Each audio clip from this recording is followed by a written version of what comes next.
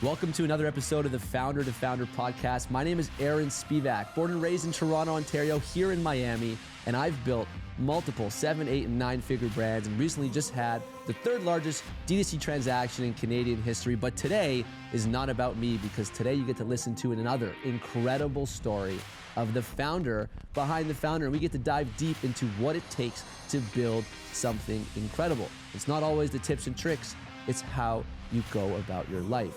So join us for another incredible podcast at the Founder to Founder.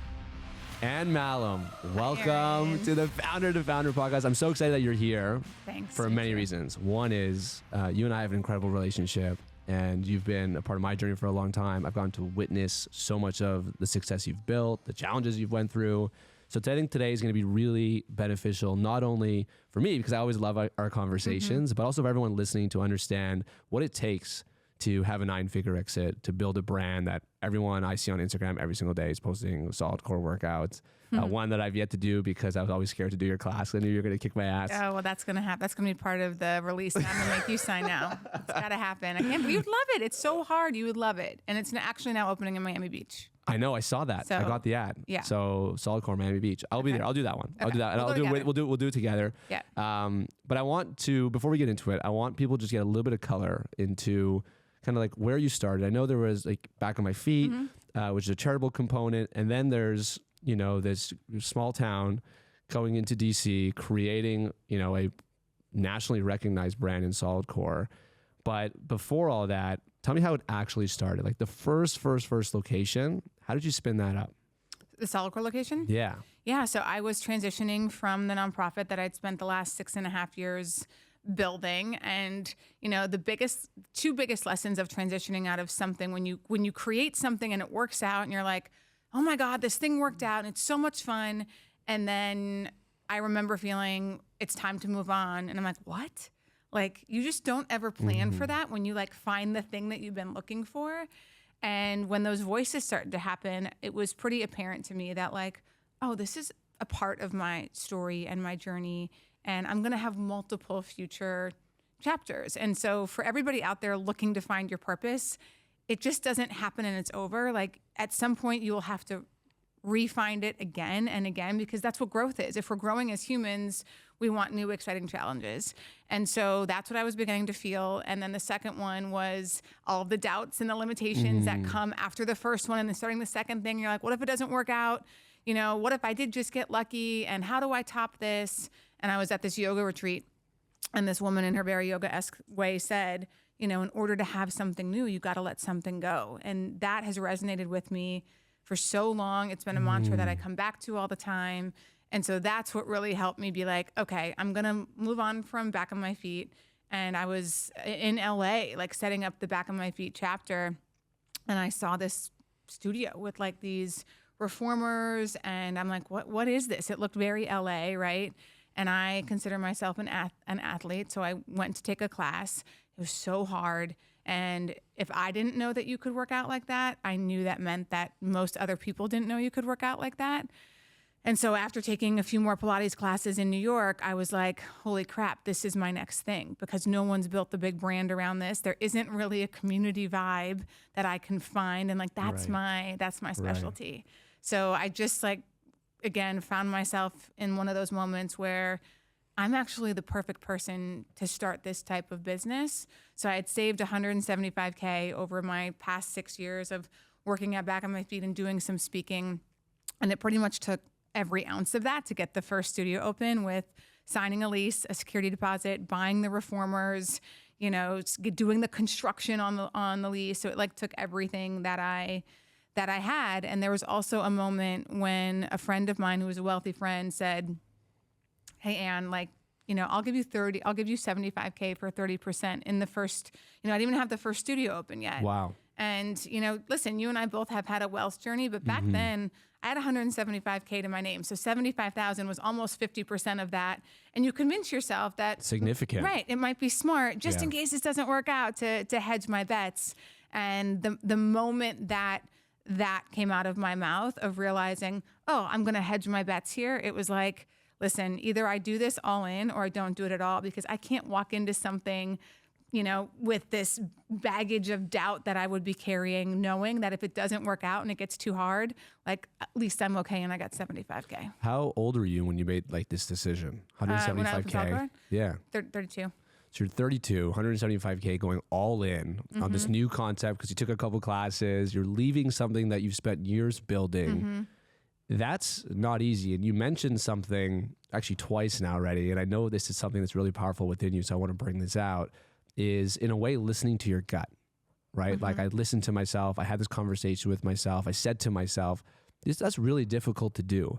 And I want to ask you either A, how do you, like, is that a process that you have? Like sometimes I do look myself in the mirror and I'm just like, how we feeling today?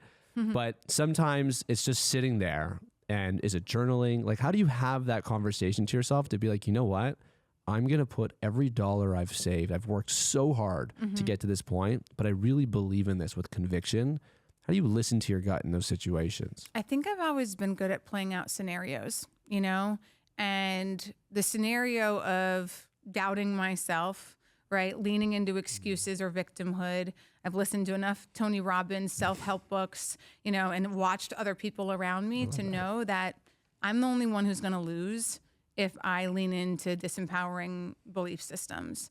And so I can literally remember from when I was a teenager, like talking to myself, I remember slamming the door on my friends in high school because I was like, I'm going to make it. I'm going to be somebody someday. And they were like making fun of me. And I got out of the car in midwinter in North Dakota and like walked home because I was so sure of myself. And I was like annoyed that other people didn't see in me what I saw in me.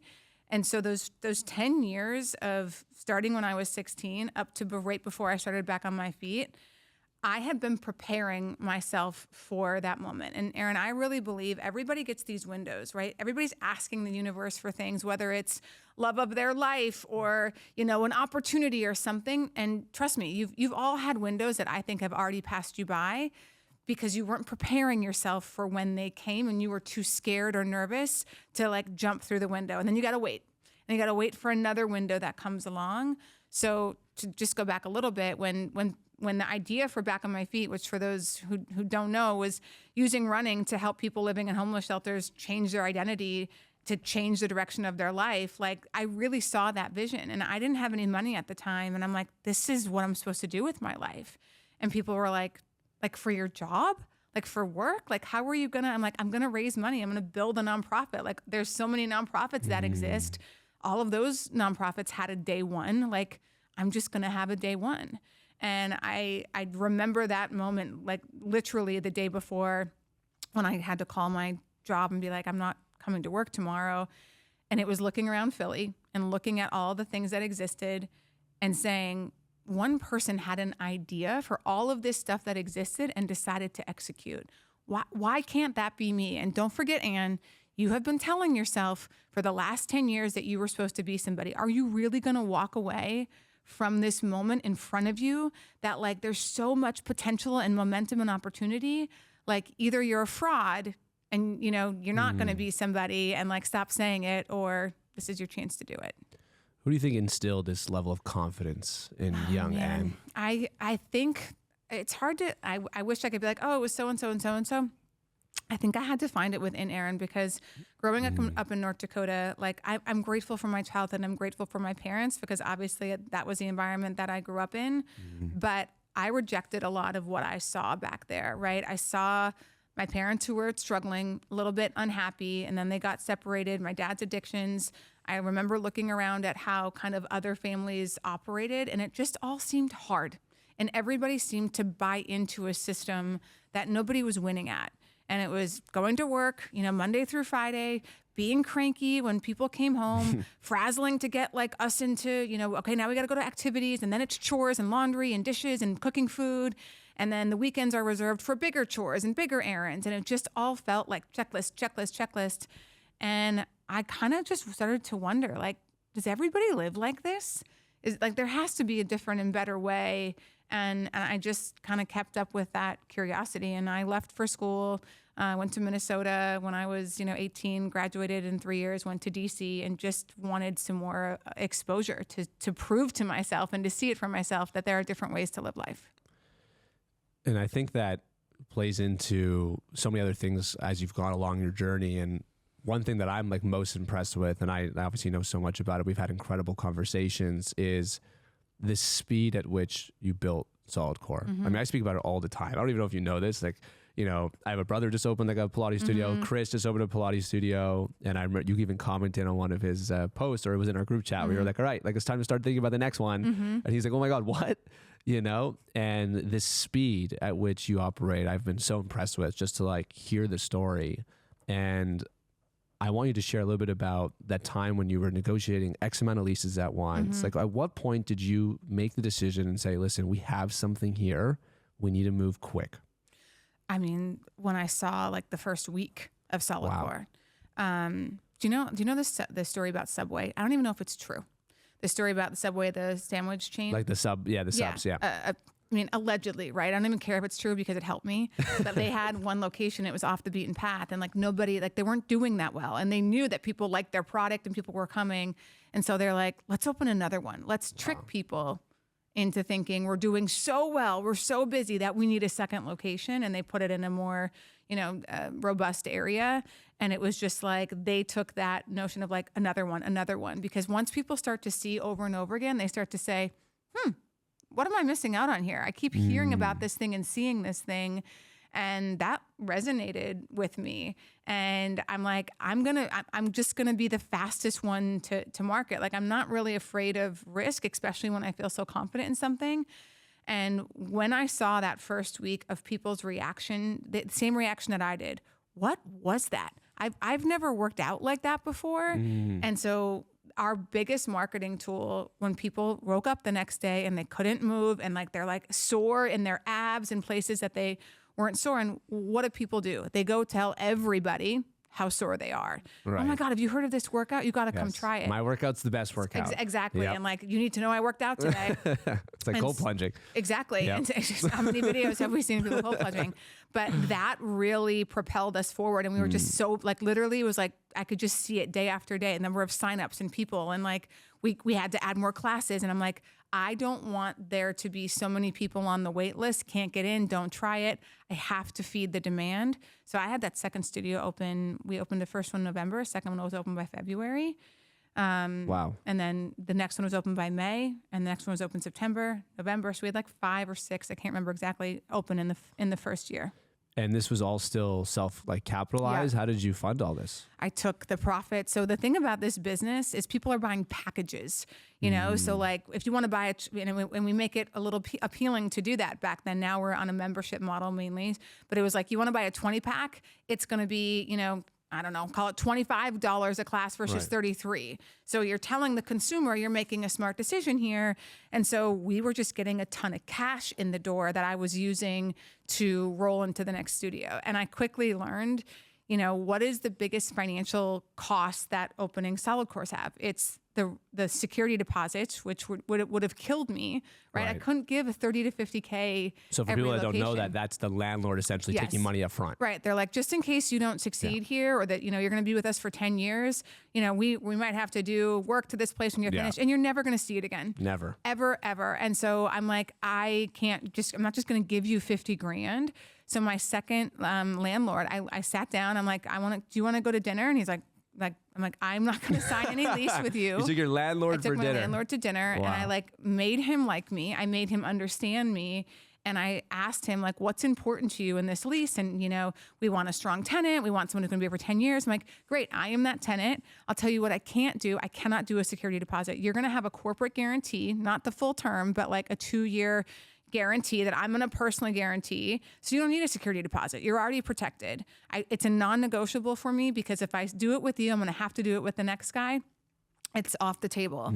And I also said, I need some rent abatement, right? I need some free rent.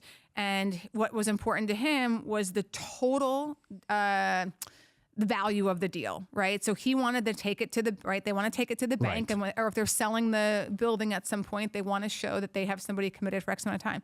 And I'm like, great, be a little lenient with me in the first year of rent, and we can add those dollars. I'm fine with the rent amount, but like, let's make it a little bit more expensive in year 6, 7, and 8 when we're established, and like, you don't want to crush me so much in the beginning. That's not going to help you get what you want, because you told me you wanted a 10-year tenant here. I'm trying to help you get what you want, but you have to be a little bit more flexible on your terms. So that's just what I did time after time, and realized as the CEO, that was actually the best place for me to spend my time, for me to serve the company and serve the team, was make those deals as solidcore friendly as possible so that we continued to have capital to grow. That's a really powerful thing. And I find that specifically, as a young entrepreneur, it's so difficult. Like, I signed my first lease when I was 19, and the landlord kind of pointed at me and he's like, why don't you open up an ice cream shop? Like, it's probably better for you and your friends. He didn't quite understand what we were doing. We were doing juices. This was 2012. Like, juice companies were irrelevant. And I still, till today, within the Founders Club and all these conversations we're having, is the inability to have those super difficult conversations. That's not easy to take your landlord out for dinner, sit there, and in the back of your mind really want the location, because you're like, you've already convinced yourself this is going to be a solid core, and then go into those conversations. What is the mindset, and how do you prepare for yourself? And like, we can even get into it, like how it is to show up as a woman too in those conversations, but also just in general, how do you prepare for these super hard conversations? Because you just said you determined that your best time spent was to have as many of those hard conversations as possible, but they're not easy to do. Yeah, they're not easy to do. And I think, again, I've said this recently, but like, How to Win Friends and Influence People, right? Great book. Right. It's a great book. And it's like, seek to understand before seeking to be understood. And so if I'm sitting and asking the landlord, tell me what's important to you, like in a tenant and a deal that you're doing, I'm listening to him, right? Or her. And now I'm looking like, I'm trying to give you that. Here's what I need as a tenant. And let me tell you why that's important to me. Because what you hear a lot in the commercial real estate place is, that's just not the way things are done. And I'm like, can you help me understand why? Like, help me solve your problem for you in a different way. That's why I wanted to meet, instead of us like being, email addresses and like not having an understanding of what's important to one another. So I just, again, was like, I have to get these landlords to see where I'm coming from, and also show them I understand what they need as well. So I just figured out like, that's the most important part of the business's future, at least right now, was those relationships and setting that right from the beginning and getting the deals that we needed. Otherwise, like, I see people all the time, oh, we're just going to wait and see for a year. I'm like, you put so much energy into getting this thing open and you have momentum. And what happens when you lose momentum? Like, it's so hard to get it back, because people wanted to come to your studio, but they couldn't get in. So guess what? They found a different studio to go to. And like, you opening up another one next year, like, you just miss your flash in the pan sort of moment. So I think speed it got us press, it got us attention, it got people like, I'm going to go try that. And we were able to just, again, satisfy the demand for people's curiosity about us. At what point did you decide to bring on, investors to help you guys expand? So my first investor was just an individual, and it was because I knew I was going to go through a lawsuit. Like, really? Yeah. So the guy I was getting my machines from, it was like a license play. It was Legree. Yeah. And it was a license play. So he would give you territories and be like, okay, you own this territory, and you have to buy your machines from me. And I'm not a shy person, so I kept giving feedback on like how I thought he could be doing a better job for his licensees. I was like forming a licensee group so we could, again, give feedback. And he sent me a cease and desist saying, if I ever talk to another licensee, like people who are in other markets, that he was never gonna allow me to open another studio. And I'm like, damn, you know what? He can actually do that. Because how does he stop you from opening up? Because he has the machines that I was buying. Oh. So if he's my supply chain, he just says, no, Anne, I'm not gonna let you buy any more machines. And not only that, the machines were taking a long time. Like, he couldn't keep up with my orders. and they were late, and I would actually end up opening late, not because the studio wasn't ready, but because I didn't have the machines. And then there was one time that like 3 of them broke and I couldn't get the parts. So I'm like, dude, now you are causing me, utilization issues, customer and client facing issues. And so I just was like, there's no benefit in being in business with this guy. I don't really like him. I don't trust him. His machines are breaking. I need to make my own machines. And moments like this for anybody growing a company, this was a moment that was like really risky, right? But once I had the vision for the business, which was to open 100 locations, the decision became easy. I actually am at risk of that not happening because you control my supply chain. And if you don't like me one day and you think I'm getting too big, you just say, nah, and all of a sudden I've got 20 locations with your machines. Now I'm going to have brand consistency issues if I start to use a new one. So I was like, I got to do this now. So I sent him a breach of contract, and I knew he was going to sue me, which he did. And then my insurance covered it because I had insurance for that. And then I countersued him. And for all intents and purposes, we won. He had to buy back his machines from us, and I haven't talked to him How many since. Locations were you at when you decided to make this move? 10.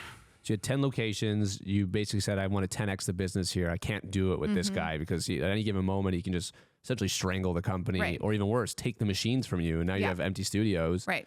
And you make this massive decision. And am I correct in saying you pretty much changed the industry? Yeah, I think we did. And we also gave permission for a lot of other people who were working with this individual to be like, why are we paying this guy licensing fees and, overpaying for this machine? And I'll tell you, I actually reached out to some SLT in New York at the time, Amanda, who's a good friend. And I'm actually really grateful she said no to me. I was like, Amanda, let's just leave Legree and make our own machines. We'll split up the territories. We won't compete with one another. And she said to me, God, Anne, I think people come to this workout for the machines. And I said, I think you're wrong. I think they come for the community. And I need a machine that is good enough. I don't need, people don't talk about the machine. They talk about how they feel, and they talk about the workout and the community. So we had very different viewpoints on who our customer was and what they were looking for. She said no, thank goodness. And, I went on and built a very big business across the country with our own machines. And then at what point, and you had the business through COVID, right? And how was that? Listen, there was a lot of tragedy that happened in COVID for a lot of people. So that being said, I kind of thrived in COVID because I'm a little bit of a wartime CEO. I don't like annoying little challenges, right? I love big strategic problems to solve and to figure out. So while it was heartbreaking and completely unexpected and no time to plan, overnight, literally the day before, I was like, we're not shutting down our studios until we are forced to. And then we got so much pressure to shut it down. SoulCycle shut down, Barry shut down. And we were sort of like, okay, what's the benefit of us staying open here? There was just so much madness in the beginning stages around COVID. Crazy. I mean, it was crazy.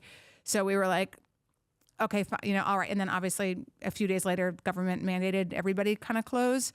But I think, Aaron, if you ask anybody who was on the team then and said, for real, tell us the truth. Was Anne scared? Did she ever think she was going to lose it all? I think that all would tell you not a shot. Not one day did Anne ever show up being like, I'm scared. It was, what's the plan? How are we going to get through this? There is a storm happening. There is a way out of this. And it was what's going to kill us?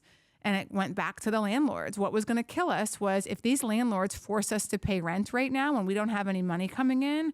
So it was time to get back on the phone, Zoom calls if we could, and talk about how we're going to go through this together, because I still want to be a long-term partner to you. If you force us to pay rent in this moment in time when we don't have any money coming in, I guarantee you we're not going to be around for the long-term partnership the way we had planned together.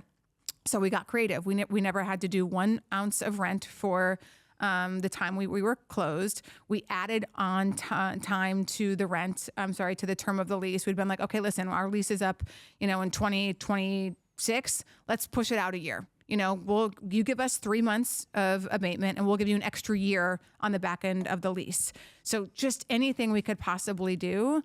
And then we did something really smart, which was when COVID started to get a little bit better, even end of 2020, places were open in red states. Yeah, like slightly less people in the studio. Totally. And like, red states were just a little bit more lenient on things. Like, yes, you had to wear a mask, but like New York City, dude, we were shut down for over a year.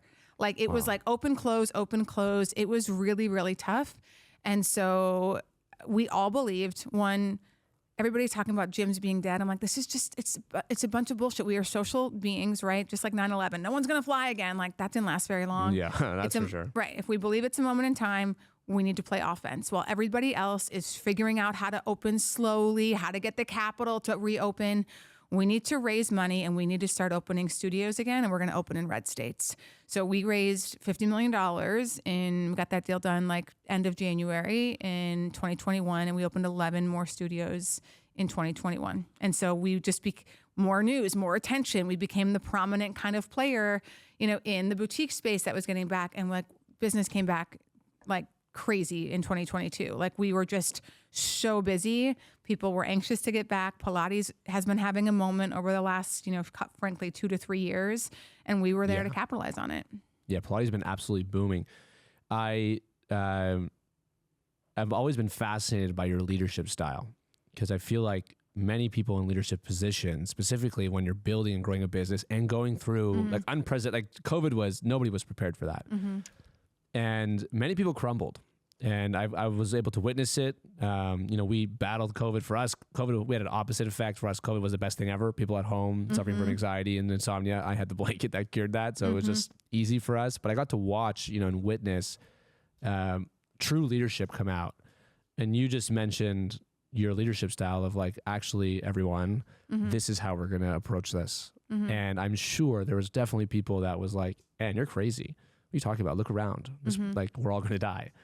And how did you approach that? And was it like, what was the mentality around your leadership style, specifically in those times, but just in general? Is it like, hey, I need you to believe in me or get out? Or did you take time to be like, you know what, I'm going to show you guys that I'm right? Like, what is the leadership style and how do you approach it? So I think, have you ever done the Brene Brown values test? No.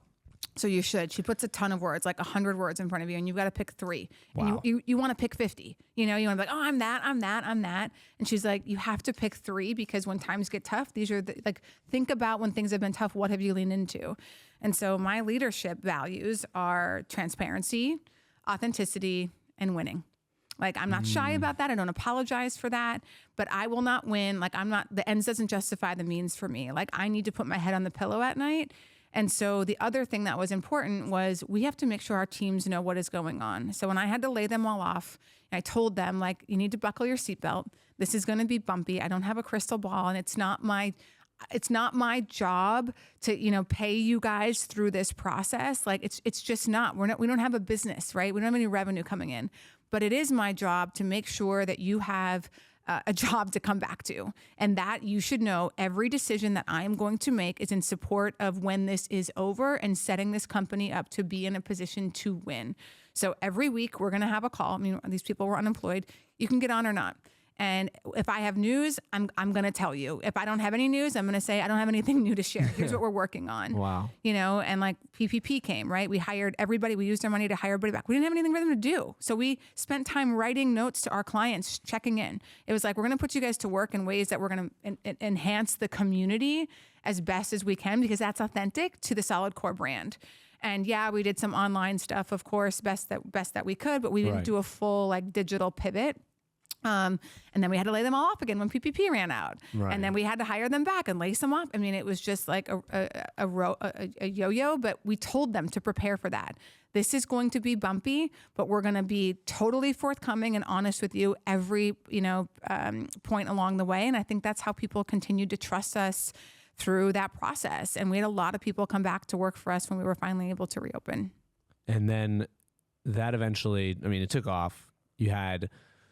Was it 100 locations or is it 100 locations now? We have like 135 locations now. And then at what point did you decide it was time to exit the business? Yeah. So listen, I wanted to exit in 2020. My goal was always 100 studios, and we had 76 locations open in February. And we hired a banker. Wow. And we were going to get ready to take the thing to market. And obviously COVID hit. So everything got delayed. We raised money. And I did something after raising that money, which was I promoted my COO, Brian, to the CEO role.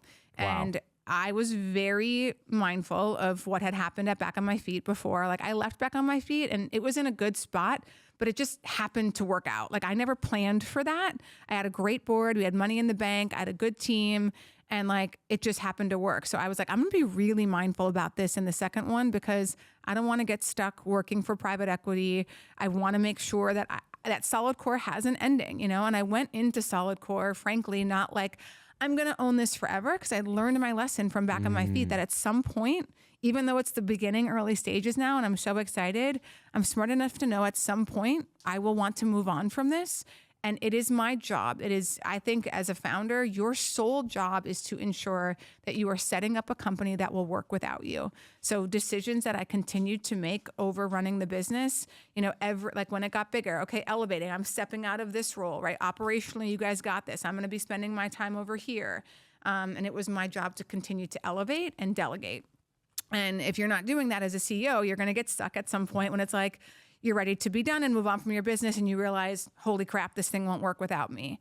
And you have a job, not a business. Yeah, you got to check your ego, Aaron, because you know, listen, you're the one who founded it, and like it wouldn't exist without you.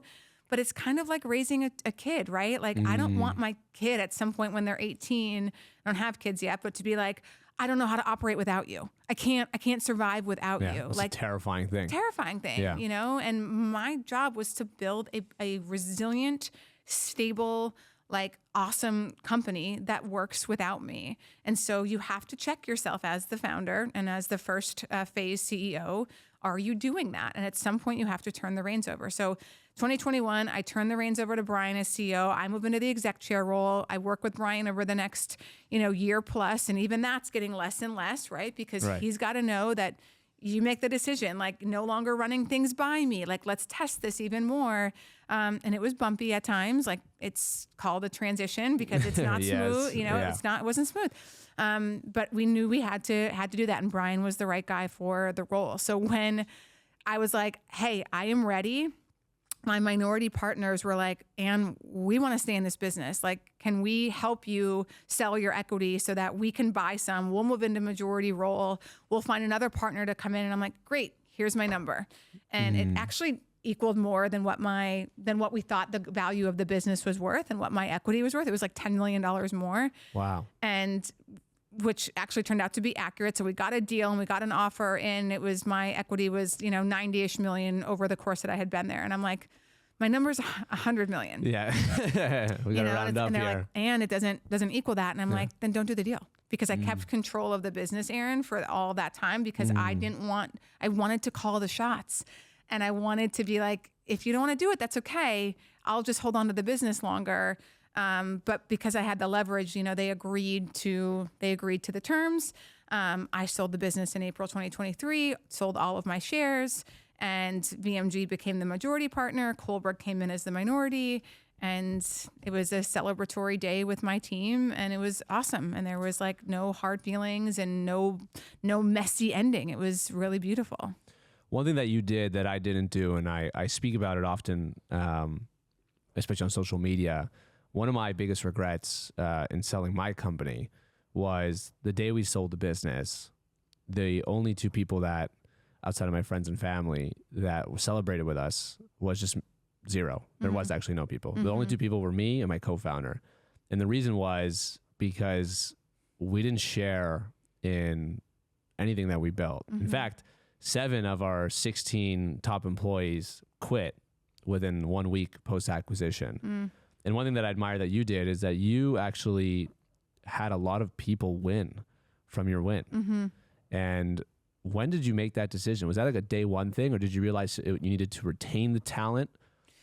Like, how did that happen? Because it really worked out in a beautiful way. Yeah. After the first institutional round from Peterson in 2018, I put together a long-term incentive plan for employees. I just, I will say, did I think the most money should come to me as the entrepreneur? Yeah, I did. 100%. But I didn't think that everybody else should get zero.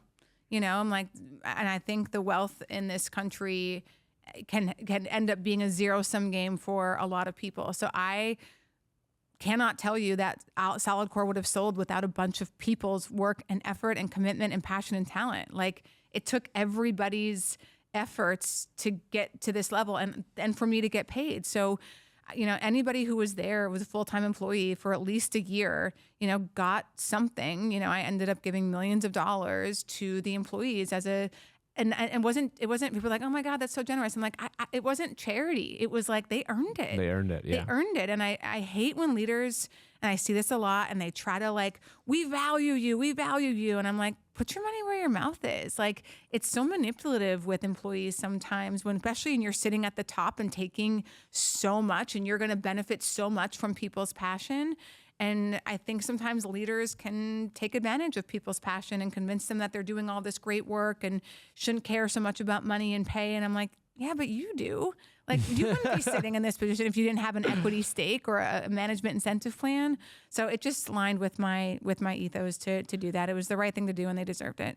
And do you think that, so this was April 2023, you sold the business. Did you get paid on that day, or did you get paid over a period of time? No, I got paid. You got paid on that day? But was it a big check? Was it a wire? I made them print a check. You did? No, not a big one though, but yeah, I had a manifestation. I took it to the bank. There's like I waited for her, a really long girl. I'm like, get the manager, come on. That's funny. Yeah, no, I got a wire. Okay. Yeah. Did you check it every day? Like, what was the situation? No, I knew the day the day it was coming. But funny story, which is somewhat relevant. My money's with UBS, who I love. And before, listen, this is why it's so important reputationally. My money was with Goldman before. And I kept talking to Goldman about when solidcore sold, like, what we're going to do with that money. And they would just be like, Anne, we can't count on that, almost like patronizing me and making me feel. So before you sold, they were basically discounting your vision. Exactly. And I had equity. I'd had liquidity events along the way because I took money off table. But they continued to make me feel like this was like a pipe dream and like, okay, Anne, when your company sells. And I'm like, you don't even believe in me. You think I'm gonna let you manage my money, or that I'm gonna reward you with this thing? So the day that my wire happened, my Goldman team is texting me, like they saw the news and they're like, this is amazing. And I'm like, I need to let you know I'm moving my money, what I have, like this, the money that went in went to a different institution, and I'm moving the money I have with you. And this is why. And I hope you take it as like really great feedback, because as an entrepreneur, the worst thing that you can do if you want somebody's business is to not believe in their capabilities. You post a lot about this on your Instagram when, the conversation of money seems to come to you in many different ways, right? A lot of people talk about money, and you preach a lot about people pushing to have some sort of equity in the work that they're doing. And it's so true. And one thing I remembered, I actually screenshotted this from one of your stories. You essentially said that you will never get rich just from working a job. And I remember just hanging out at your pool, you told me like, so many people just working and the same thing. They work for the weekdays and they bigger chores on the weekends. If someone's listening to this, they have a job that they're maybe excited about, or they're doing well in, or they love what they do, forget their salary, even if it's a big salary, because we all know we spend into our salaries. What would you recommend? Because I actually steal that from you, and I tell people all the time, like, well, what's your equity package look like? What's your LTIP, your long-term incentive plan? And they always don't have one.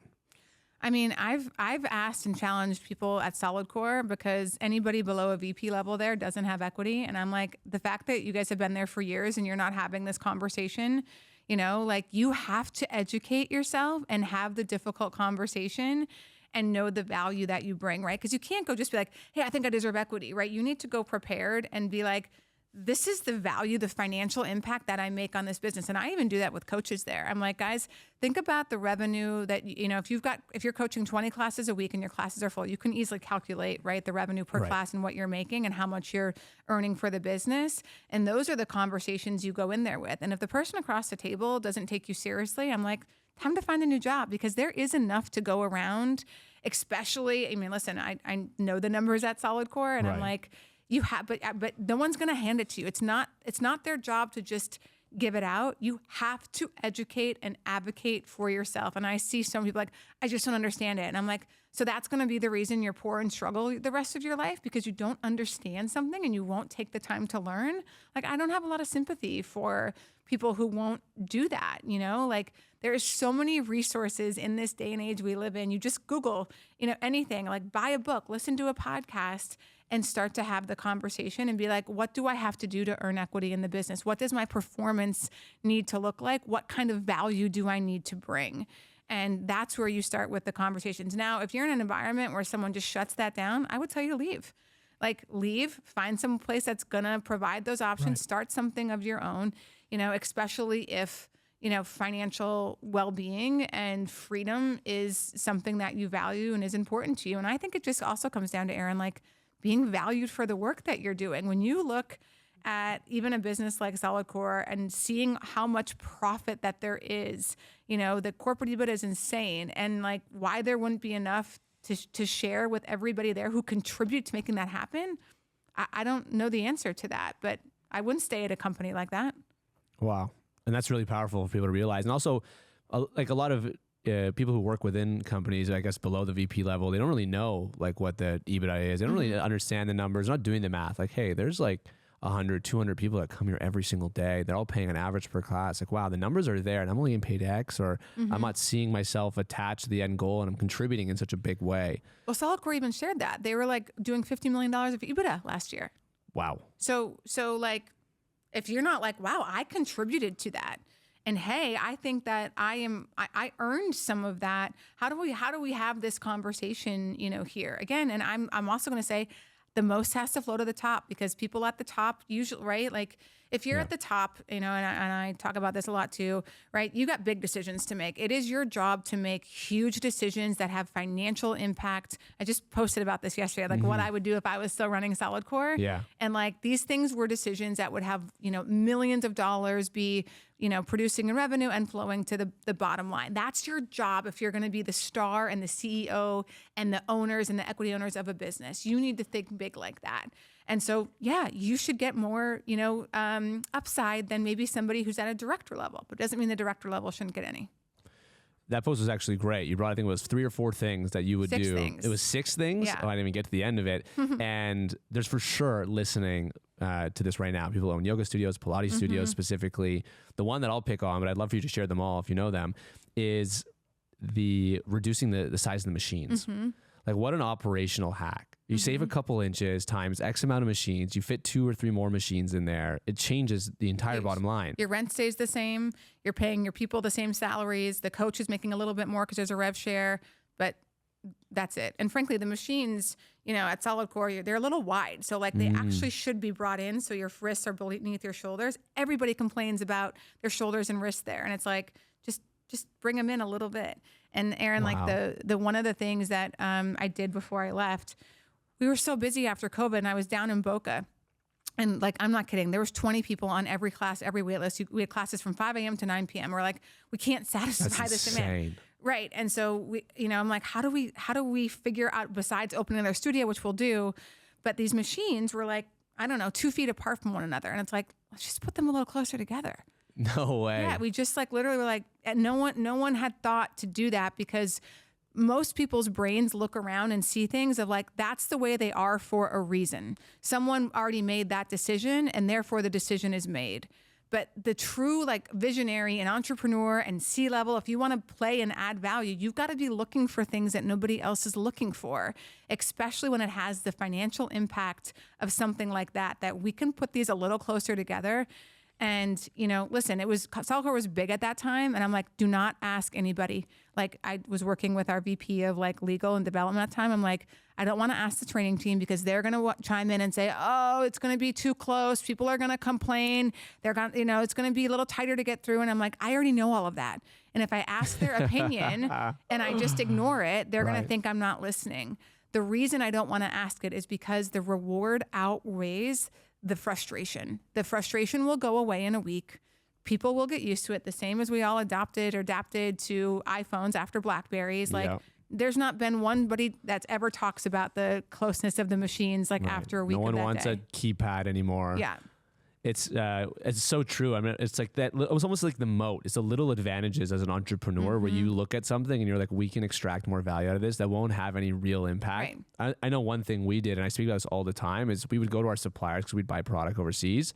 Typically, it's like 30 days to 60 days you have to pay. That's your net terms. 30 days to produce. Then you pay another portion when it gets on the boat. I flew to China and I was like, I'm not leaving until we go to 120 days. And it took like 4 long, grueling days, but everyone's like, why? For an extra 30 days? Like, who cares? And it's like, well, actually saved my entire business. We didn't need to raise money now. Right. I had negative cash flow. I sold the product before I even paid for it. Yeah. So I had a negative, our whole business, we went from literally $4 million to $40 million simply because I had the supplier fund my float. Exactly. So sometimes it's just those little decisions that change everything. Yeah. And people, again, we don't do things that way. It's like, this guy doesn't let me understand what's important to them and what's important to me. I mean, it goes back to the landlord thing. Like, Right. I needed them to not charge me rent in the first few months so I could take all the money, the packages that people were buying, right? I was getting so much cash flow. I'm like, get the next studio open. It allows me to expand. And if you play by the rules that currently exist, you're probably going to grow like everybody else, which is 1 a year, 2 a year, because you're confined by what is. Like, it is your job as the entrepreneur to be like, how can I do this differently? How do I get a leg up? How do I get an advantage? How do I win? And it's those little things, Aaron, that seem like we can't do that like those are the people that win. Look at all of the innovators out there. I mean, Steve Jobs obviously is someone I'm sure we all admire. And like, he was like, why are we doing things like this? Why can't things be like this? Like, he wasn't the engineer, but he challenged people to be like, I need you to make this. Oh, we can't do that. Then don't work here, because we are here to innovate.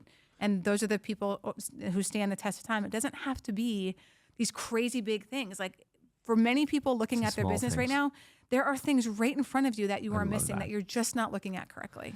And I would also say, like, you know, one thing behind all this is understanding your financials. And it's, I know you speak to a tremendous amount of entrepreneurs. We do too. We see it in the community, is looking at your financials and being like, oh, if we're going to open up X amount of locations, we need the money to do so. I can't be dishing out $50K. Hey, if we're going to increase our utilization rate or get more dollars out of the existing studios, we need to find a way to put another machine in here, two machines in here. It's one is, do you have any recommendations for people who are looking to understand their numbers, and where'd you learn it? Because it's one of those things that, like, some entrepreneurs, they just have it, and some, like me, had to learn the hard way. I spent hours and hours with our CFOs, with our accountants, with our bookkeepers. I was like, no, like, tell me how you calculated that. Why is that in that bucket? Why is the balance sheet this way? And I had to learn it the hard way. But I feel like, where did you get this from? Yeah, I mean, listen, so I was relying on the revenue and cash flow of I was signing the third lease before the second one was open, trusting, and then it made me like, I have to get people in the door because I'm already committing to the third lease and I don't have the cash yet. You know, like, that's just the risk tolerance of like, I know it will come because we're going to do a sale packages. Like, dude, you know, I'm like handing out flyer, like whatever I had to do to get awareness and to get people in the door. Cause I knew if I could do that, I would hook them, you know, to the workout, at least enough of them. But I was making those bigger bets. So for me, it wasn't so much about knowing exact numbers. It was like, I just need to know my cash flow right now. Do I have enough cash to get the studios open?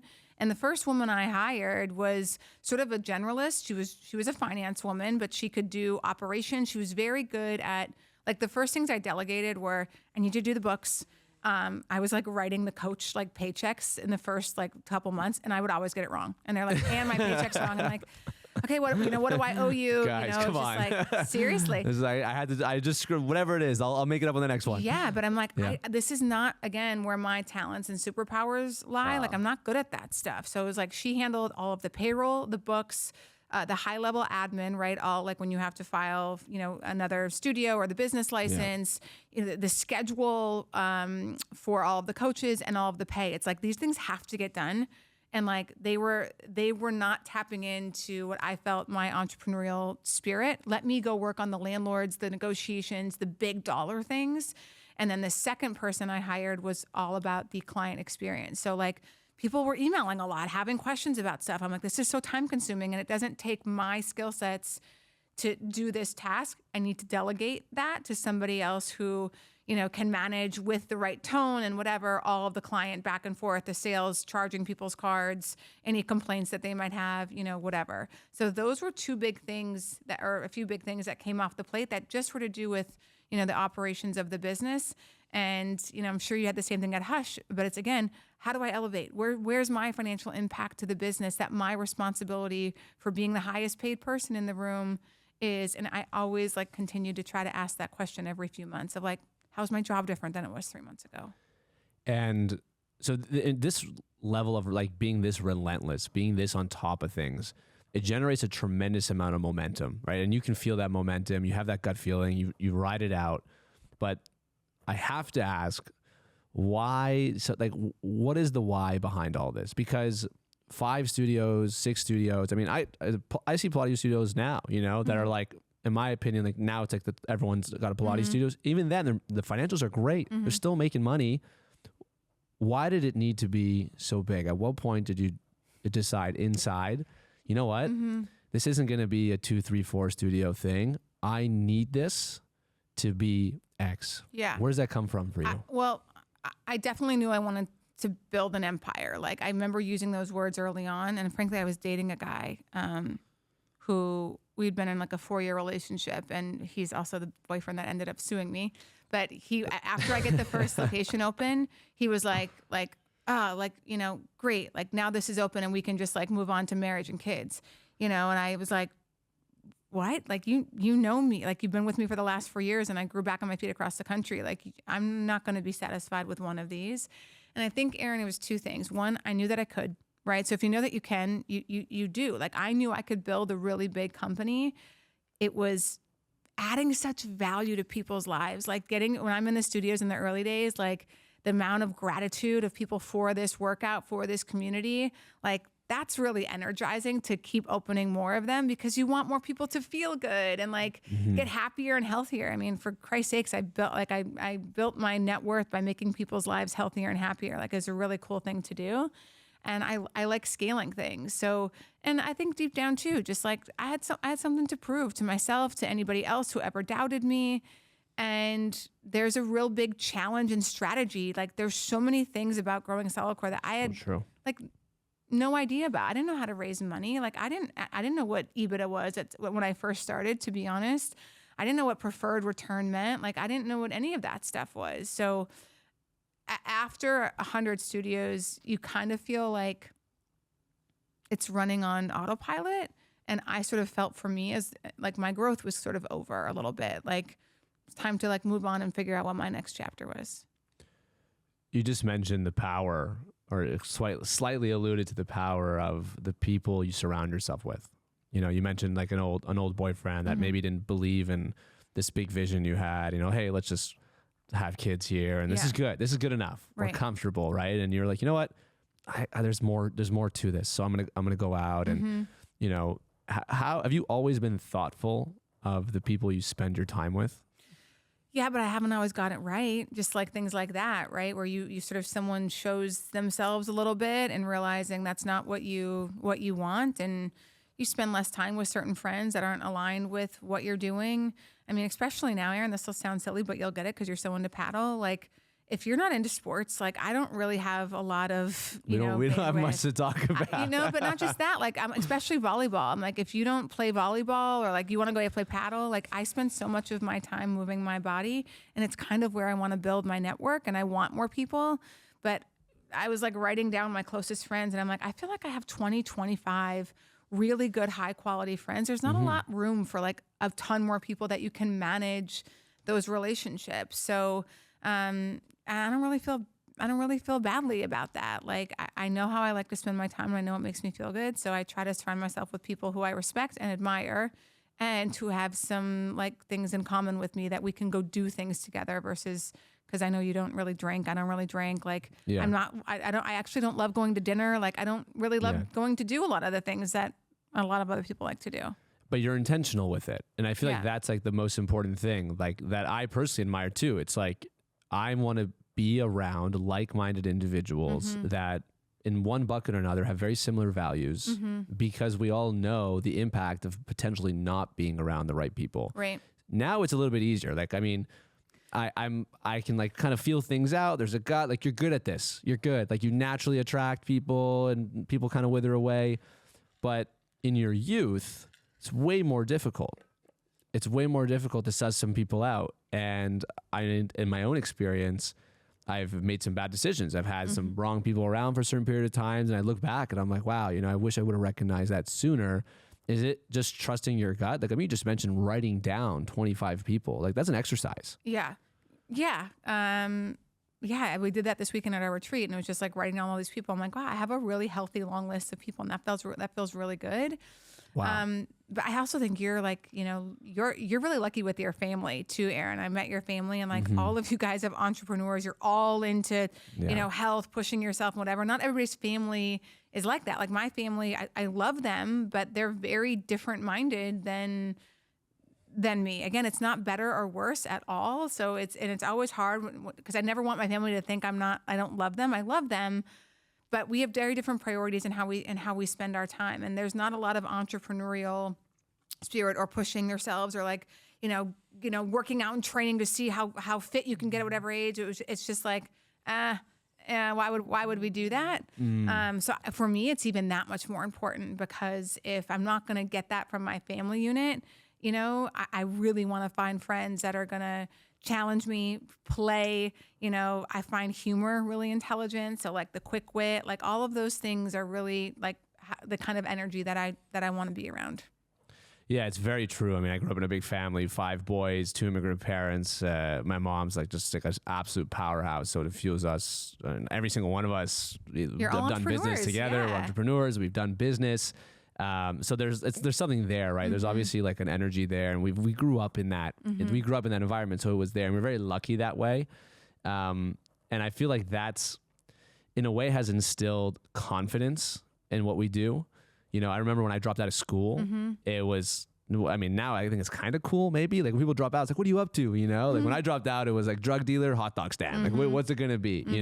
And my mom, for example, was just like, cool, like get to it. Like get to it. And you probably have higher standards because of your family, because you see you've gotten like infiltrated and indoctrinated by these people all the time of what's possible and like no limitations and we can do this and like we're going to figure it out. So I bet you're really picky on who comes into your world because your family is like so inspiring and, just wants to see what they're made of. We've sold the business, right? And, we've had some amazing post-exit conversations. And I know that a lot of people that are either watching this or either starting their business, scaling their business, thinking about the other side of it. And one thing that I like to talk about more is that although there's amazing things that come when you sell your business, there's a little bit of a dark side. And at least for myself, I experienced kind of a wave of like a little bit of loneliness. Granted, I sold my business at 25 years old. Most people are like, I guess, figuring out their life kind of at 25, but not really even. I feel like I'm just now figuring out my life too at 30. Tell me about like how you shifted or what shifted in your mindset. Like what really changed in your life post, getting the wire? I think it was a big, I think it was a big transition because I didn't have my next thing planned, whatever that was going to look like.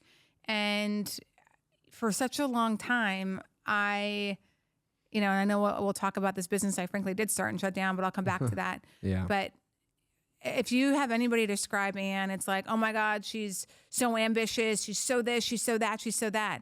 And there was this version of me that like, I didn't really want to be that girl anymore. Like I wanted to be playful and sporty and feminine and flexible and like not have my days planned out and like do what I feel versus like this schedule and like going toward this goal. And I could feel that I had wanted that, so, but it was also like hard to step into that because I felt guilt. I felt like I don't really know this girl as well as the other girl. Like, the other girl got what she wanted and was really successful. Like, are people going to accept this girl over here? So it took a lot of like back and forth. And I found myself making commitments and then I would call and back out of those commitments and be like, I'm sorry, I really don't want to do this, because you feel like you sold your business and you've got all this momentum and people want you to come and consult and do this X, Y, Z. And I'm like, yeah, I need to do that because if I don't do it, I'll become irrelevant. Wow. And if I don't do it, like I'll lose all my momentum and I'll lose everything that I sort of had going forward. And so I think some level of anxiety of like, okay, I want to go do this thing. At least I said I do. And then I let it sink in. And what I really wanted was to be wanted. And I really didn't want to actually do the work. So I didn't want to sit in front of my computer or travel for meetings and sit like, I'm like, I don't care enough about this idea or this product or this business. So why am I doing this? So it was really like this acceptance piece that I was trying to figure out of like, no, you guys all still want the old Anne, but like who wants the new Anne? So that's why my volleyball community has been so important. Like we don't really talk about business down there, or, you know, Anne selling solidcore or whatever, like half of them didn't even know that. It was just like, do you know how to play volleyball or not?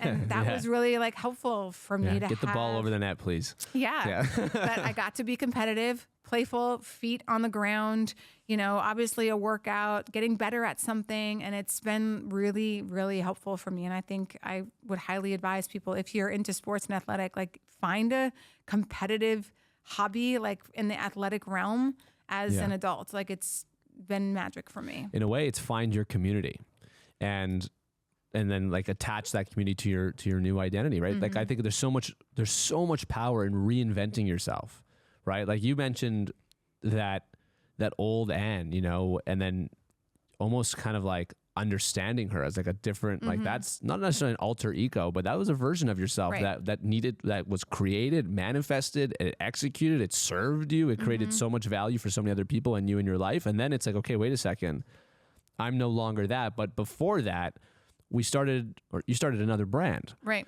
Right. And ambition was, I mean, we did a Founders Club event there, actually. I almost died. It was a crazy workout. And I was like, and I remember seeing you at the front door. And I'll never forget this. I don't even know if you remember this, but you were at the front door and there was like a little bit of technical difficulties with the iPad to like get people signed in. And I'll never forget, I left that day and I said, I wonder why she's doing this. You know, because there's probably a part of you is like, am I really here trying to check people in to my first studio of my new concept when I just did this like whole amazing thing? Tell me what inspired ambition and what eventually happened for you to realize that this was not what you wanted to be doing? Yeah, I think what inspired it was knowing that like, oh, let me see if I can do this again. You know, and this was 2022. So solidcore hasn't sold yet. I somehow convinced the board to let me do this. Like, again, I can be pretty convincing. Tell me what it was. It was like a hot Pilates mat. Exactly. A hot Pilates mat. It was actually, and that was like a one-off studio, but the real concept where our flagships were there was going to be 3 different workouts there. The hot Pilates, you know, one where like you're going to sweat a lot and you're using some weights, and then it was going to be a mobility class in the heat. And then the other one was a strength class and then a power class that was very different than what's being offered out there, right? When you go to boutique fitness, like even solidcore, there's no rest, right? And frankly, when you're at the gym, when I'm doing reps and I'm lifting my legs, I'm resting half the time. I'm resting, right? Because you need to be able to do that to see the growth.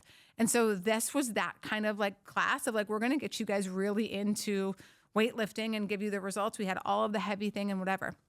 And then there was like so many challenges with our architects, our engineers, like massive challenges in the space. And even some of the landlords, like one of the locations had actual crap coming up from the toilets multiple times a month. And it was like, they wouldn't fix, and it was just like over and over again. And then the HVAC broke, which the landlord wouldn't fix. So there was all of these things that were popping up. And Aaron, like, and then so solidcore sold in the midst of ambition opening. And I was like, what am I doing? And I already was in a little bit deep, so I needed to give it some more time. I tried to delegate everything and be like, I'm actually not going to run it. Everybody else is. That doesn't work as the founder. Like, you need to be in there. You need to inject the heat. Right. And I was like, I'm going to have the same 10 years again that I just had. Like, how can I say that I'm into growth and then repeat something that I just did? Like, for what? And am I really willing to give 10 years of my life, or 7 or 8, whatever, to build and grow it and sell it again?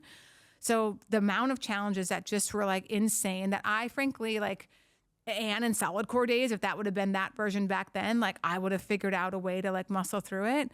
But it was just like, you know what? This isn't really worth it. And I'm not gonna, I don't want to fight for it. Like, I'm not going to get in lawsuits with people again. Like, there was just that version of me again that felt like she was like, we don't want to do this, Anne. How much more in your masculine, like, do we have to be? Can we please take a freaking break? And so I really had this, again, level of conflict that I had never felt before, that I wasn't in my essence. And so I'm like, I have to shut this down. Like, it cost me a few $1 million to shut down the business. But I'm like, I'd rather do that than spend 7-8 years of my life building another fitness company. Like, I'll pay. I don't care. Wow. That's super powerful and not easy to do. Specifically, like, that urge, right? You were like getting out of solidcore, this new company. You mentioned something really big, and we've got a lot of female founders within the Founders Club, and we talk about the masculine, feminine all the time. It's the polarity is so powerful, yet needs to be used in conjunction at certain times. And when we describe that version of Anne that created solidcore and built and negotiated and made so many difficult decisions, would it be true to say that you felt like that was the more masculine version of yourself, and this new version of yourself, were you trying to step away from that, understand it? Like, how did you start to understand the masculine, feminine side of you? Because a lot of female entrepreneurs want the balance. Mm-hmm. Yeah. So the most feminine side of me at solidcore was when I was in the studios coaching, because it's like my personality gets to come out. Like, I'm super playful. I'm sarcastic. Like, I'm going to throw the joke. If you give me I'm going to take the opportunity. And like, it just felt fluid. Right. And so there was a part of that got out, but over time, really quickly, that wasn't the best way for me to serve the business. It was build the teams, make the hard decisions, negotiations, landlords. COVID obviously took a lot of assertiveness, dealing with everybody's opinion all the time. I'd open a studio and it's like, Anne's a Trump supporter. Like, Anne wants to kill people. Like, wow. I mean, it was crazy. And we were in 20 plus states at that time. So Aaron, we would literally wake up and be like, what are the new rules today? Like DC, we couldn't operate. Virginia, we could. And then it was DC, we can, but Mass, Virginia, DMV is all right there. Right. So our coaches went back and forth all the time. And it was like, we don't even get to know what our values are. We just have to follow the jurisdictions, even though it's so different and strange. Same. And so that was like really like, I felt like, I took a lot of heat in COVID. There was a BuzzFeed article about me in COVID. What were they saying? Oh, that Anne is like, terrible boss. She yells at everybody. And this was not even during COVID. This was back in 2015. And it was just like, she's so demanding. We're never good enough. All of these things that like, when you think of a woman, you don't want her to be. You want the woman to be amenable, democratic. She's so sweet and nice.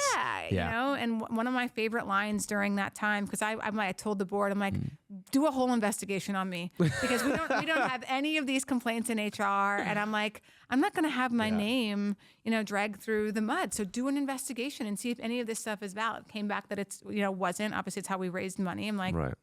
But I remember saying like on an Instagram post that, I'm not going to apologize for not being somebody that I never agreed not to be, right? So if you don't like me, you don't have to like me, but I'm assertive. I'm not afraid to make the tough decision.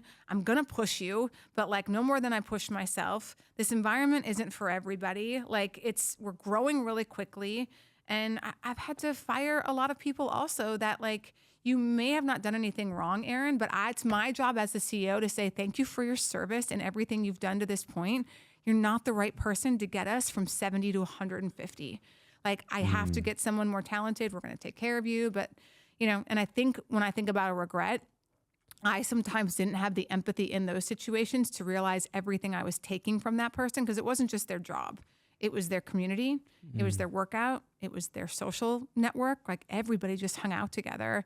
And I was pretty much saying like, you can't be a part of this in the way that you want to anymore. And I think that angered a lot of people. What would you have done differently though, looking back? Oh, I think I just would have maybe had those conversations differently. I mean, I can't control what everybody thinks of me. Right. But I think I would have just said like, I know how difficult and how hard, this is going to be. I think I would have tried to express that more instead of just speaking to them like this was their job and I was letting them go. I don't think I encapsulated all of the areas that was going to be. The masculine and the feminine side. Yeah. Wow. Yeah. So yeah, listen, and I hear a lot of women talk to me about like, I can't find a man who's going to accept my, masculine whatever. And that's it. I mean, we have a whole podcast on that. I'm too powerful for a man. I hear that often from very successful female entrepreneurs. What's your take on that?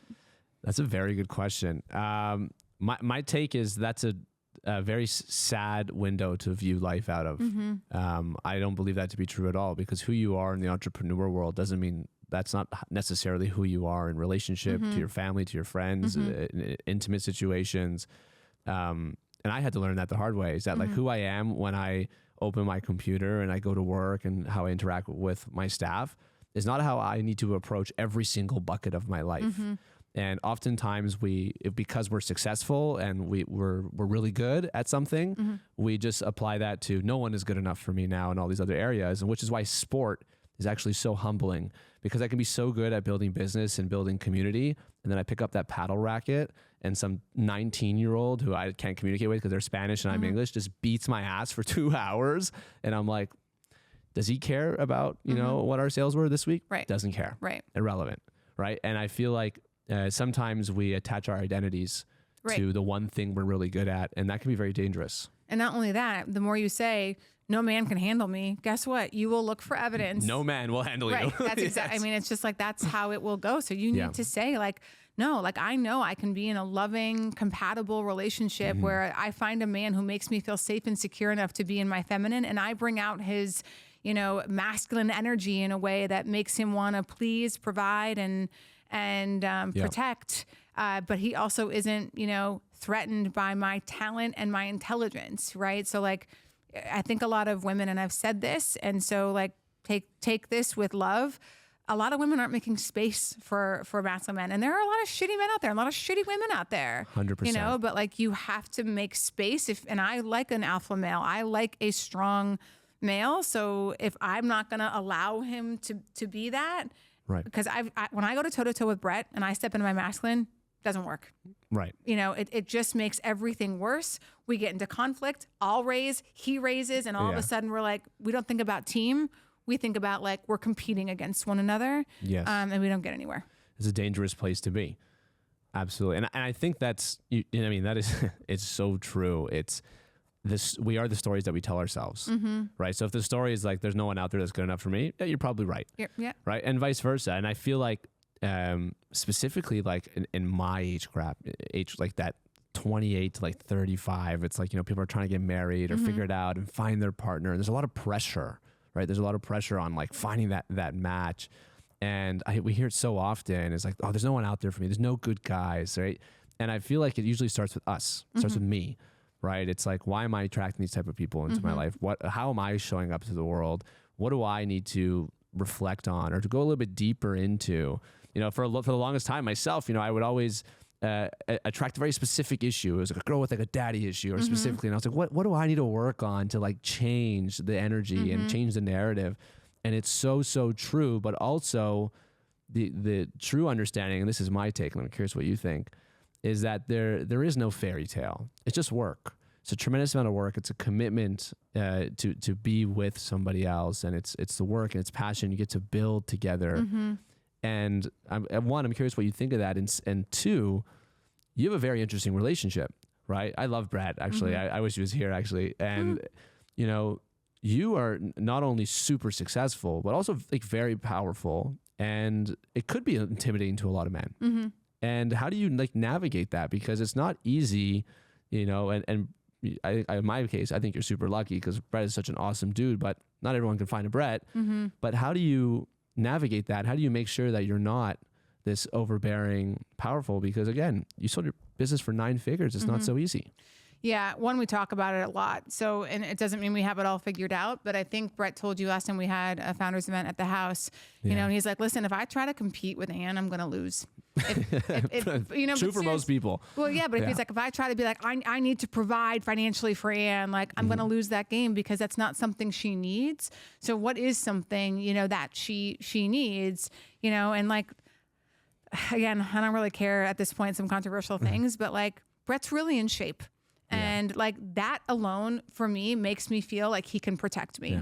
Brett takes care of his health, his body, his muscles, what he puts in his body. And like when I'm walking with him, I feel like if anything were to happen to me, he could protect me. Yeah. So that's one. Wait, why is that controversial? Well, because a lot of people just with, you know, bodies and everything else of like, I'm like, yeah, you want a high quality woman, get in shape. Get in shape and show her that like you be the man that a high quality woman would want. Right. That you can protect her. And that you care enough about your strength, physically, emotionally, mentally, that you're doing the work to make her feel, again, protected.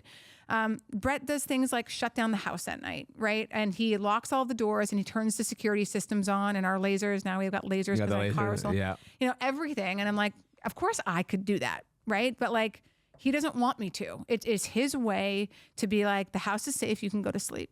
You know, when we go somewhere, he wants to drive. Like, Right. it's not like that I can't drive, but he wants to be the one to like, if anybody out there is driving whatever, like I am protecting you. And it's these little things like over and over again that has nothing to do with money from a protection standpoint. So also like just our personalities really jive, right? Like Brett provides a lot of amazing conversation and makes me laugh all of the time. Like that's really important to me. And it's not like the stupid jokes. Like, you know, when someone's, you know, he makes the joke that like most people can't get to and it lands so well and so funny. Like it's a sign of intelligence to me. And we love spending time together, you know, in that way.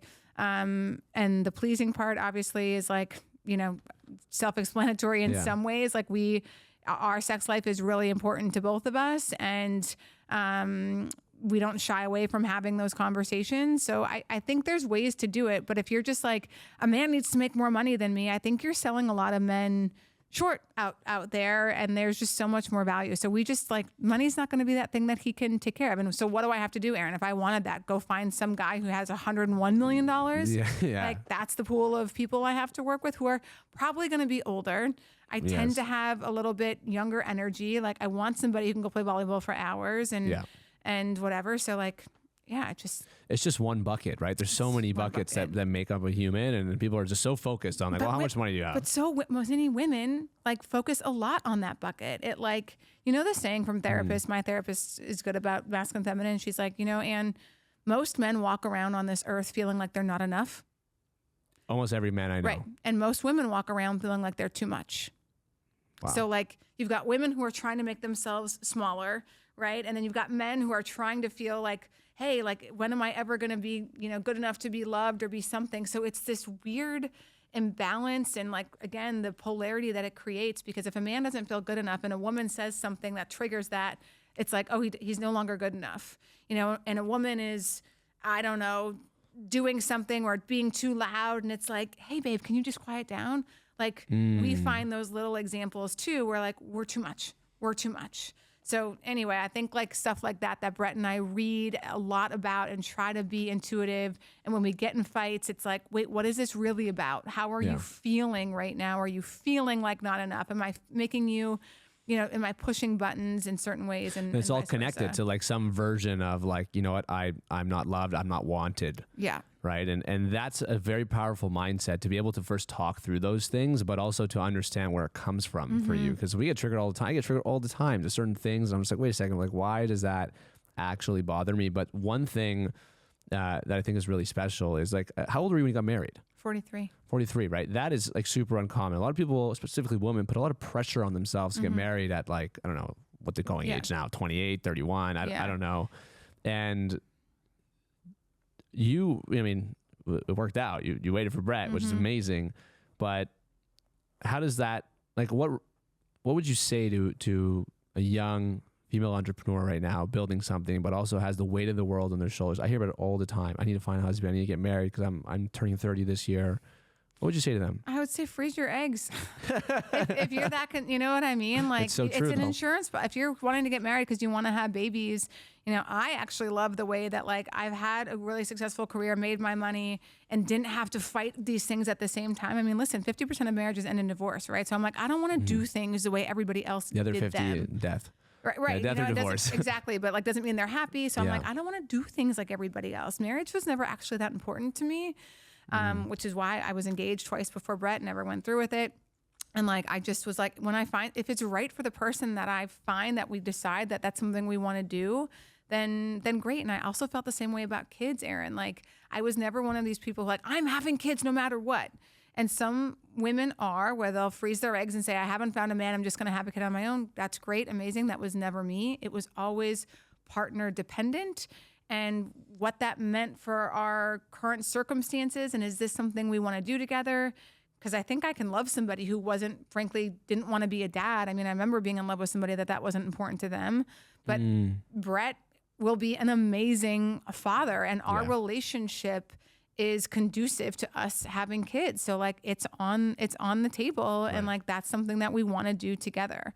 And no one asks men that. No one says, hey, Aaron, if you get to be 40, you know, and like you haven't found a woman yet, like, are you just going to go? They never ask men. They never. No, 40 is amazing. As a man, it's amazing. Right. Yeah, you're good. Yeah. You get to someone 28, 31, Right. 32, you're good. Yeah. Yeah. But no one, and I said that to Brett too. And he asked me, I'm like, it always has depended. And he's like, I don't want you to have kids because of me. I'm like, I don't, but no one asks you, Brett, if you got to be 38 and you didn't have kids yet, would you go figure out a surrogate, pay for that, and have a child on your own? You've never even thought about it. Never. But like, because I wouldn't do that, that doesn't mean I don't want kids. It always depended on my circumstance. Do you think that if you were having kids while you were building solidcore, it would have been the same outcome? Oh my God. I don't think so, you know, and I really don't You think think it'd be smaller, bigger, not even possible? Listen, I think there's a lot of women, like we look at Sarah Blakely and she built her company with kids.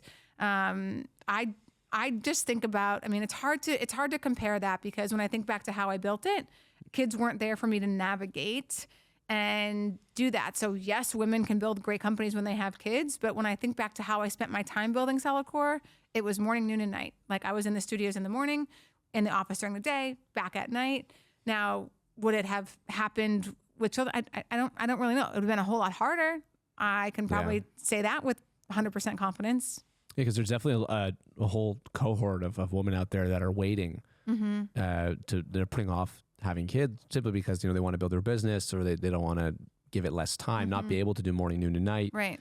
And then there's the other cohort where it's like, okay, well, we can bring up 10 examples right now of women that, you know, had many kids and built mega businesses, you know, and I think it can be true to both. Have you also heard the saying, like, you can't be mom of the year and CEO of the year in the same year? But do you believe that? I think someone's got to give somewhere. I think if you built this massive business, you're probably sitting there being like, yeah, I had to miss, 10 recitals. I couldn't make it to every basketball game or every dance recital or every baseball game.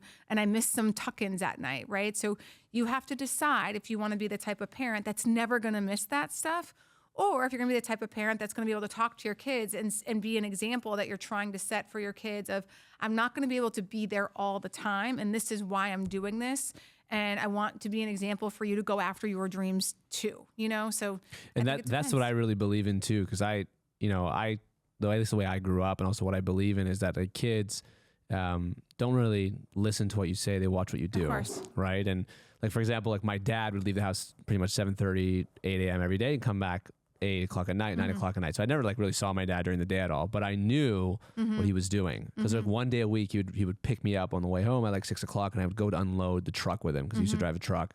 And just like those 2 hours in the truck with him, I'd be like, this is insane. He does this all day. Right. Like I couldn't believe it. I'm like, you know how many boxes we just moved? Like I'm dead. Yeah. And that always, that eliminating pretty much all excuses I've ever had from a really young age. Like I never complained about anything. One time I was outside the bus stop, my fingers froze, and I didn't say a word because I was in my head, I'm like, my dad's outside right now. Right. Moving boxes, it's freezing. Yeah. And I think there's some beauty to that too, right? Yeah, I remember reading Untamed by Glennon Doyle, and she talked about staying with her husband for the sake of the kids. And at some point she realized, what a horrible example I'm setting, because I'm letting them know this is what a relationship is, that even if you don't want to be in one, stay, instead of saying this isn't working anymore. So true. Yeah. It's we're going to figure out a different, better way to do this, but we can't stay in this current unit, and it's frankly hurting the kids more than helping. And I kind of felt that with my parents, who my dad was around and they tried to make it work and everything else for us. And obviously I saw parts of that relationship that I then had to be in therapy for, and figure out, okay, what is my relationship with men from this? And, how does a successful, husband and wife work together? And I didn't see great examples of that. Yeah. So much of the way we live out our relationships were just modeled when we were children. And there's a part of me, and I'm curious if this is true for you too. There's a part of me that, I joke around with my co-founder that I wish we kept hush. And he goes, why? And I say, because I wish my future kid got to watch me build this thing.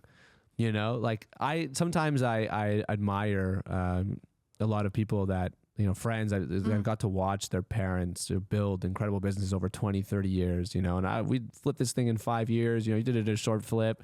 And there's a part of me, it's I don't want my kid to miss out on like what I got. Aaron, who are you kidding? You're going to be building like 17 different businesses. That's why I keep building, because in my head I'm like, I want them to see the magic, right? Because I think about it all the time. I mean, I don't even have any kids, but I think about it all the time. And I know you do too. Like, there's got to be, it's the essence. Like you have a magic touch. You do, like so much of what we spoke about today on this conversation, like so much of it, the mindset, your ability to have incredibly difficult conversations, going through COVID, having people write BuzzFeed articles about you that you're too masculine, too tough, too hard on them when you know it's not true, fighting people, suing people, like all of those things, as difficult and as impressive it is, at least to someone like me and 100% to everyone listening, it's magic. It's magic. It's the magic of the entrepreneur. It's like there's a million books we can recommend. We can sit here right now and go book for people, and they'll read it and they'll learn things, but there's magic and you have it. It's almost like, how do we bottle it? Yeah, well, that's sweet. Thanks for saying that. Yeah. But I think the best way for people, again, you're right with the books and everything else, like you just have to do, Aaron. Like I remember the first time I got evicted from my first studio location, and it was over Christmas, and I was just like, oh my God, I got sued. Like I'm gonna get evicted. It was just like so crazy. And then shortly after, I got sued by my ex-boyfriend, and then I got sued by Legree. So I had like two, maybe 3 lawsuits going on at the same time. And I think just how like consuming it was for me back then. Wow. And then I think years down the road, like nothing really rattles me anymore. And I would not have been able to get to this point if I didn't go through all of that. So like when those really tough moments happen, you never want to be in them when they happen, but man, they make things so much easier and so perspective down the road. Like I remember in COVID, and people would be like, we're going to sue. I'm like, okay. I'm like, they're not going to sue us. Anytime someone says we're going to sue you, people are like, okay, fine, here's the money. I'm like, they're not going to sue. Like it just doesn't make any business sense for them to do that. Like let them sit for a few days, so you just get this power back. Once you've gone through some really hard things, it just doesn't rattle you.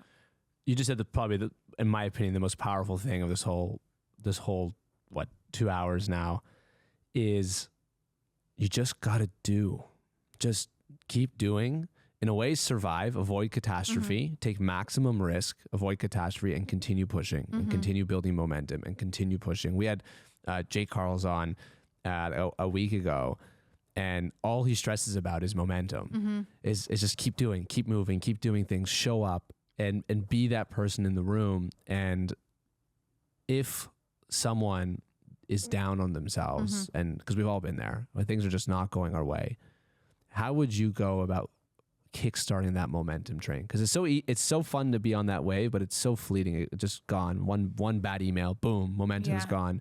How do you recreate it? One, I'd go to the gym.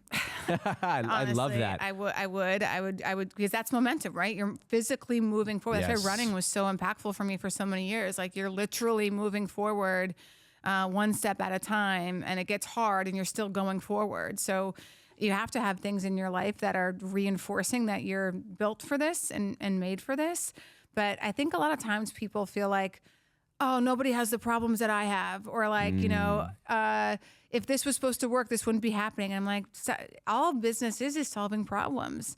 Like if you expect that you're not going to run into really huge roadblocks, this is why I also think naivete is so important and valuable. Like building solidcore, I had no idea. If someone would have told me this is what's ahead of you, I'd have been like, wait, what? Like you probably wouldn't have done it, which is why like my next company is going to have to be something very different from that, because I know that road ahead. I'm going to have to get into a space where I don't know what's coming. So yeah, like your problems, my grandma used to say this, like take a hat and everybody put their problems in and pick them out, and you're going to be like, I want mine back. Yeah, mine's good. Yes. I'll stick with mine. Yeah. So like, I also think if you don't have problems, you're not pushing hard enough. It's like going snowboarding or skiing. If you're not falling down once in a while, you're probably not getting any better. Yep. Yeah. So it's just part of it. There's nothing wrong with you. Like it just is a bad day and this happens, or a bad moment. So powerful. It is so powerful. Stacking your wins too. Like it's so important.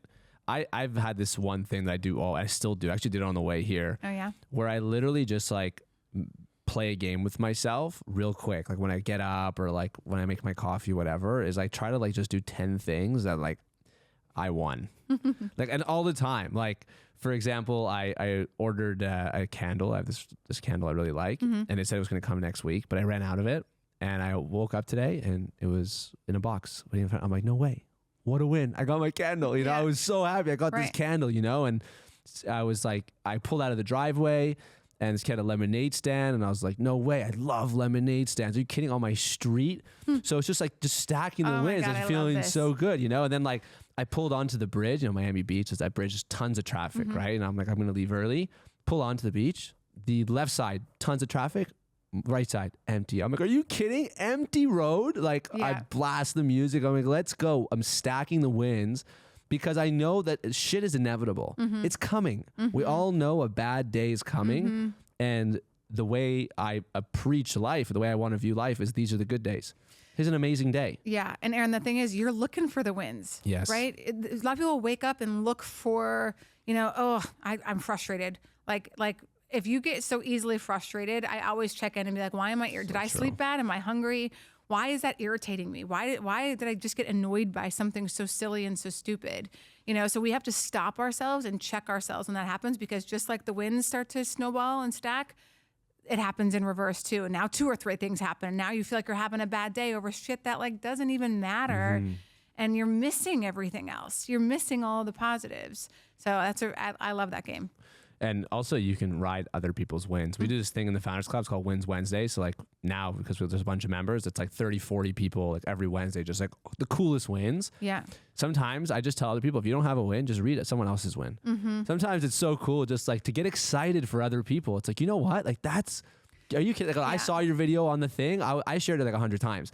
I was like, you see Anne? You see Anne? You see Anne? And everyone's like, yeah, I already saw it. Because I was fired up, you know? And it's just like, not that I was down, but I got energy from it. It helped me like in a selfish way too. I loved it, right? So it's like, that's also a muscle you have to do. It's not always about you. It's not always about your wave, your momentum. It's like, you know, that's why it comes down to the people around you. Are they doing that for you too? It's really important. It really is. I mean, when you say the word win, it's interesting because one of the advice that I give to entrepreneurs or anybody, I'm like, you have to play a game that you can win, right? And like this started for me in high school. I was a basketball player and I was a point guard, and there was like 5 of us that were like all same level from different schools going into high school, and all of those 4 other girls went to the other high school, and I'm like, if I go there, and that was the high school I was supposed to go to, like in my jurisdiction, I'm like, I'm not really sure if I'm going to get the playing time. You know, only one of us is going to start. And I like changed high schools to go to the other high school because there was nobody coming up at my level. I'm like, I think I can play varsity, you know, get some varsity time as a sophomore. And I did. And the practice time that like the coach gave me over and over again. And so, you know, this, I think it's Blank with Malcolm Gladwell about hockey players and like born in January. February, yeah, exactly. And they get more playing time. And I'm like, because they're bigger. And like the kids get left behind because they're not good enough and they never get to develop. And I'm like, I got to go to that high school. So I'm like, this is a game I can win if I just put myself in a position to do so. And I just like continued to do that throughout life, Aaron, like graduating college in 3 years. Why? It makes me more interesting. I literally did it because I'm like, I have another interesting tidbit that makes you be like, oh, how was that? Why did you do that? Running marathons. I'm like, if I'm going to run marathons, I might as well run one on every continent. That gives me a little bit of like, you ran one on Antarctica? Yeah, you know what I mean? So like figuring out how to make yourself interesting and inspiring and doing things that nobody else does, and then putting yourself, I think, in a position to win once you realize what your skill sets are. Is building your life resume. Right. But it's so much about getting ahead. And a lot of people are playing a game like staying in school where they're not excelling at school. I'm like, you're not going to win that game. Maybe you need to drop out. Maybe you need to move to a different city because you're living in North Dakota, and like, how much are you really going to grow here?